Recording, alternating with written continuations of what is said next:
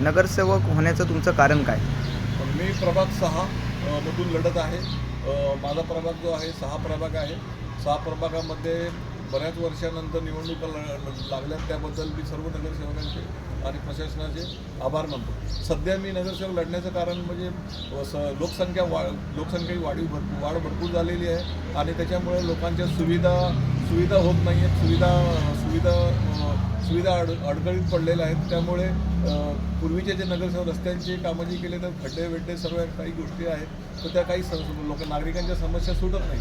म्हणून हल्ली बहुतेक लोकांनी फॉर्म भरलेले आहेत की त्रासून फॉर्म भरलेले आहेत की जे नगरसेवक पूर्वी होते त्यांनी कुठल्याही प्रकारचं काम केलं नाही आणि पक्षातील लोकांनी काही काम केलं. म्हणून अपक्ष म्हणून काही उमेदवारांनी फॉर्म भरलेत आणि चांगलं काम करतात म्हणून नगरसेवक पद लढवले.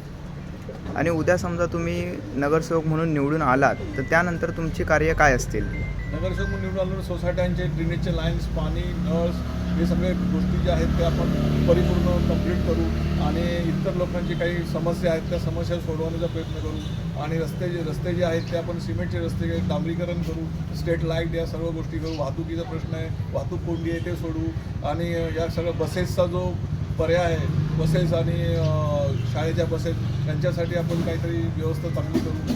ज्या ॲम्ब्युलन्ससाठी प्रॉब्लेम होतात येण्या जाण्यासाठी जो वाहतुकीमुळे, त्याच्यावर आपण काहीतरी नियमन बनवू आणि महिलांविषयी सुरक्षा नियमांचा कायदा करू.